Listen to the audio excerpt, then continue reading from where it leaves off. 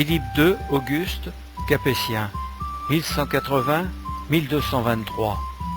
En 1209, Philippe Auguste confirme à la ville de Péronne ses franchises communales déjà en vigueur dès 1184 et probablement acquises vers 1120. Cette charte en latin datant de 1209, confirmant les franchises communales de Péronne, est conservée aux Archives nationales, dans l'armoire de fer, à Paris. Gardée précieusement dans le beffroi, la copie de Péronne a disparu lors de la Révolution française. Philippe IV le Bel, Capétien, 1285-1314. En 1292, on acheta à Péronne un bâtiment pour servir d'hôtel de ville. Cette acquisition fut confirmée par lettre patente de Philippe IV le Bel. L'année suivante, notre roi confirma par les chartes des mois de février et juin une foire marchande à Péronne, tranche de droit, fixée au 29 septembre pour une durée de 8 jours, pendant laquelle personne ne pourra y être poursuivi pour ses dettes. En 1304, pour remercier la ville de lui avoir donné de l'argent et des hommes de troupe, Philippe le Bel signa une lettre patente qui donnait, moyennant 60 livres parisis une fois payés, la seigneurie de Sobot-Écluse et la propriété des Grands Moulins, appartenant à la couronne depuis Philippe Auguste. En 1509, cet édifice étant vieil et caduc, le roi Louis XII donna à la ville, pour le reconstruire, les droits seigneuriaux des prévôtés de Péronne, Montdidier et Roy. L'hôtel de ville fut donc une première fois reconstruit en entier, mais quelque temps après, pendant le siège de 1536, il fut considérablement endommagé. On commença peu après à le réparer, ainsi que le bailliage, avec les secours accordés par François Ier et qui consistaient, entre autres, en le don et octroi du 8e sur le 20. L'hôtel de ville subit encore diverses modifications. Il fut agrandi 1751, 1771 et reconstruit en grande partie, ainsi que les prisons, en 1783. Le roi Louis XVI donna à cet effet 15 000 livres et permit, par arrêt du Conseil, d'emprunter 20 000 autres livres. Histoire générale de Péronne, Jules Dournel, 1879. Face à la Grande Place, le corps de garde et l'ancien bailliage remontent au premier temps de la monarchie. Les bâtiments du bailliage, comme les sénéchaussées qui les avaient précédés, servirent longtemps de tribunal civil. Cette façade s'étant écroulée le 24 avril 1701, on la releva en 1703, et ce fut Louis XIV qui fit les frais de cette restauration. Aussi la municipalité décida-t-elle, dans la séance du 18 juin 1703, qu'en reconnaissance, on ornerait le fronton d'un soleil de plomb doré, que l'on voit encore aujourd'hui, avec la devise du grand roi, Nec pluribus impar. Histoire générale de Péronne, Jules Dournel, 1879.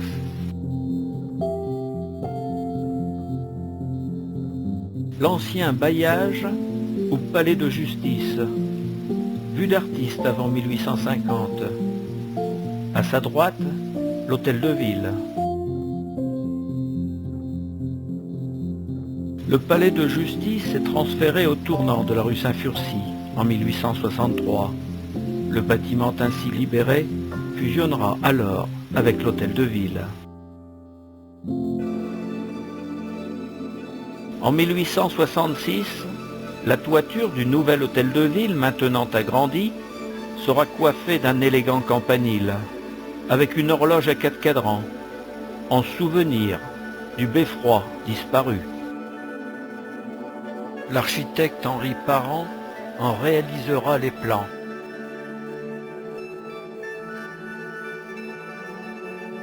Survient la guerre contre les Prussiens. En décembre 1870, la ville est bombardée. 104 maisons sont totalement anéanties. La toiture, et la tour de l'église Saint-Jean-Baptiste sont en feu. Miracle, l'hôtel de ville et son campanile tout neuf sont épargnés.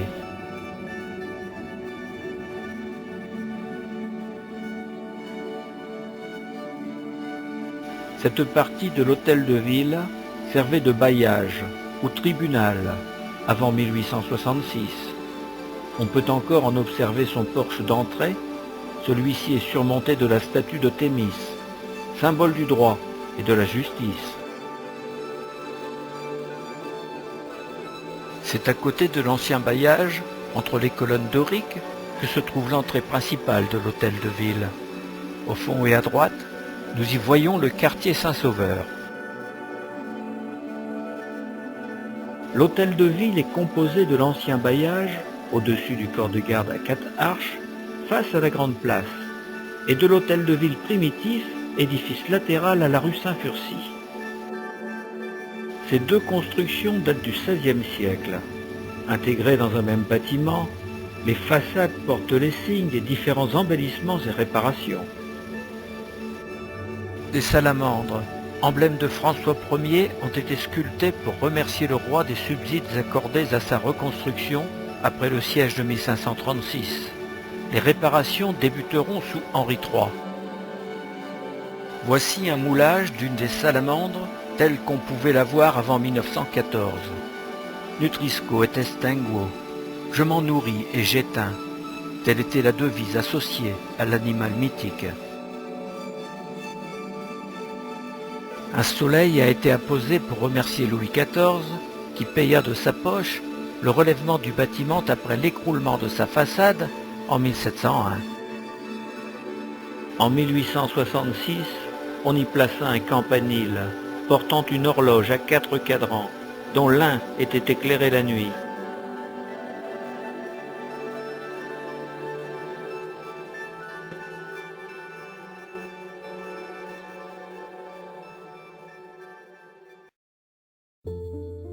Au sein de l'hôtel de ville sont regroupés les différents bureaux municipaux, la salle des maires, mais aussi le musée d'Henicourt. À droite, tout contre le bâtiment, se trouve le bureau de poste.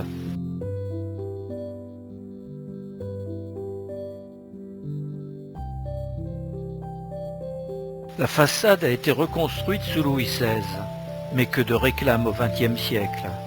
Un nettoyage serait le bienvenu. Au-dessus du balcon, le fronton de l'édifice arbore les armoiries de la ville, adoptées lors de la délibération du conseil municipal du 9 février 1724, sous Louis XV. 4 bas-reliefs représentant les vertus cardinales, justice, force d'âme, tempérance et prudence, encadrent son balcon.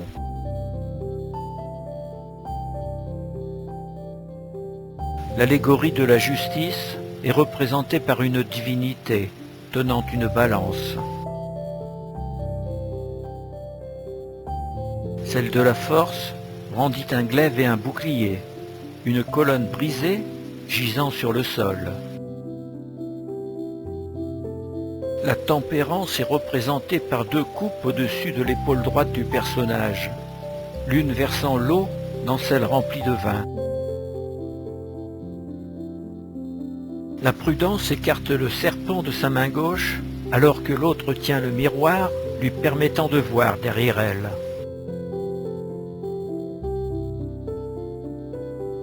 Franchissons le péristyle aux colonnes doriques, et par la porte d'honneur, entrons dans le bâtiment.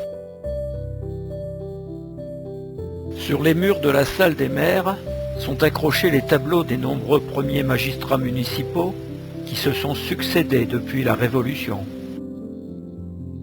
Selon Jules Dournel, Histoire générale de Péronne, le premier maire de la ville, élu à la Révolution le 24 janvier 1790, fut M. Mathias Antoine de Hossy de Robécourt. Il est démissionnaire le 30 juillet 1790, car nommé président du district.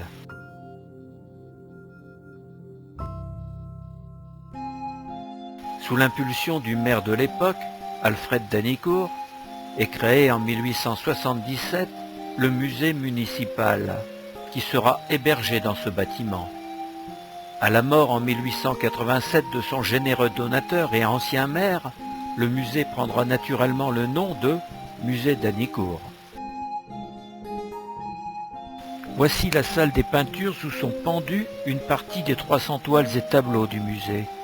Certains artistes régionaux connaissent ou connaîtront une renommée internationale. Les deux aussi, Michel, Tadgrin et beaucoup d'autres. La salle d'archéologie et d'antiquité est très riche en collections de monnaies gauloises et gallo-romaines, de glyptiques, intailles, camées, d'objets antiques et mérovingiens, etc. On peut aussi y voir des documents sur l'histoire locale, tels que la bannière du siège de Péronne, récupérée de la collégiale Saint-Furcy, et beaucoup d'autres objets, tous très intéressants et précieux.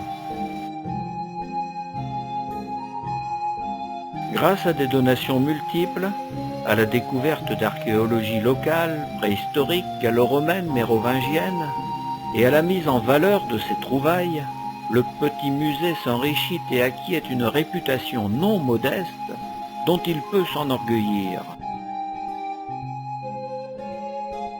L'État fit don d'une momie égyptienne.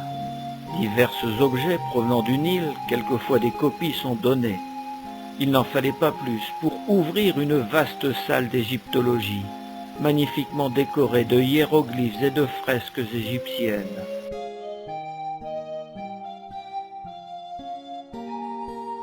Photographie artistique de la Grande Place, vue d'une fenêtre du musée Danicourt.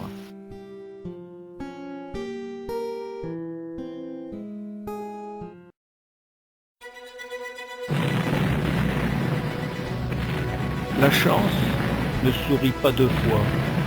Lors de la Première Guerre mondiale, ce beffroi des temps modernes sera abattu, couché à l'horizontale.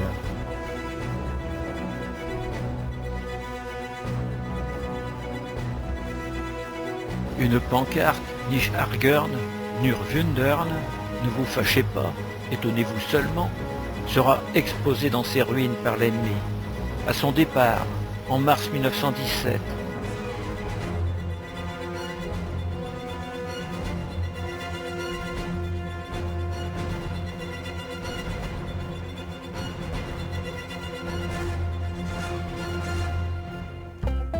En 1925, les travaux de restauration de l'hôtel de ville sont commencés sous la vigilance de l'architecte Debat-Ponsant. Échafaudages et étais sont posés. La Grande Place vue du Sud en 1926. L'hôtel de ville est toujours en travaux. La Grande Place vue du Nord en 1926. Les bureaux du juge de paix, à l'arrière du bâtiment de l'hôtel de ville, verront bientôt se régler par une démarche conciliatrice les litiges de la vie quotidienne. On en a bien besoin. Le 17 novembre, l'horloge fonctionne. En mai 1927, son carillon entonne la Madelon, toutes les heures, en hommage aux soldats de la Grande Guerre. La sirène a retenti pour la première fois le 14 avril 1927. Le premier mariage a lieu le 19 avril. La première réunion du conseil municipal se tient dans la salle des commissions le 27, dans la salle des délibérations le 5 août.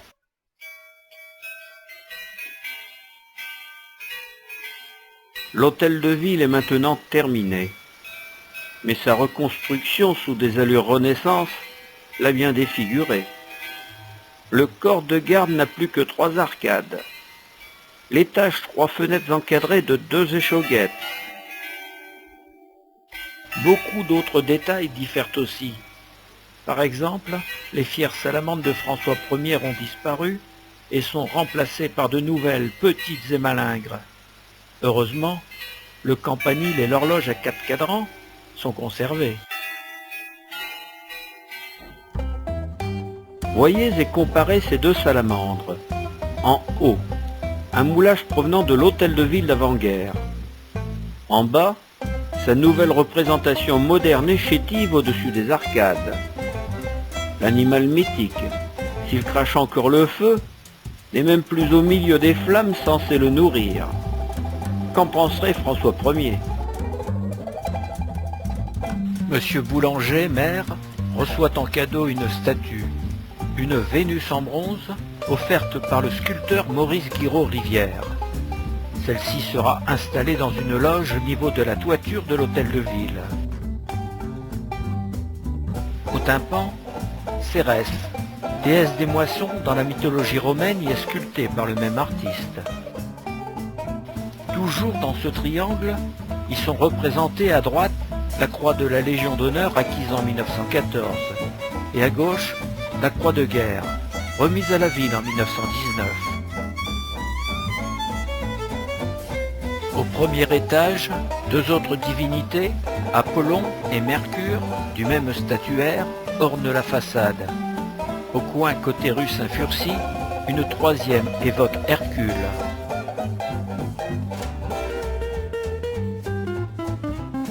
Le café du Petit Saint-Jean, d'allure néo-moyenâgeuse, accolé à gauche de l'édifice municipal, rehausse la perspective de la Grand Place. Ce café du Petit Saint-Jean, comme avant-guerre, est toujours le siège de l'association des pêcheurs péronnais. La Seconde Guerre mondiale éclate avec ses cohortes de misère. Le 17 mai 1940, la ville subit plusieurs attaques aériennes avant l'arrivée des Allemands. De nombreux morts et blessés sont à déplorer à l'est du faubourg de Bretagne. La justice de paix, à l'arrière de l'hôtel de ville, sera sévèrement touchée, sans faire de victimes.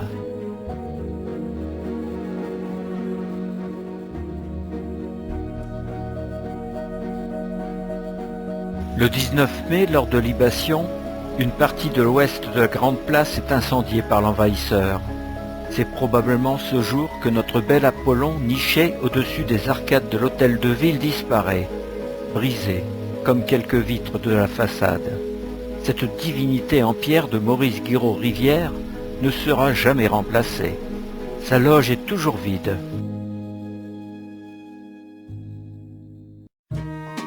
Lors de l'occupation, la partie blessée du bâtiment sera mise hors d'eau. Un toit provisoire autorisera l'usage du rez-de-chaussée. L'aile est a été reconstruite au début des années 50 pour y loger, niveau rue, le commissariat de la police municipale. Le musée d'Hanicourt s'installera à l'étage.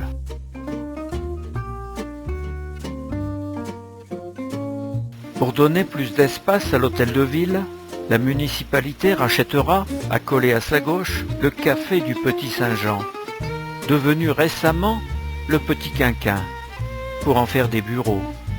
Les étages supérieurs seront réservés à l'administration et à la comptabilité. Quant au rez-de-chaussée, salle de l'ancien débit de boissons, il sera dévolu au poste de police. Les langues narquoises et persifleuses de quelques Péronnais se sont régalées en 1965, quand le poste de police a déménagé pour l'ancien café. Mais que suggéraient ces railleries ?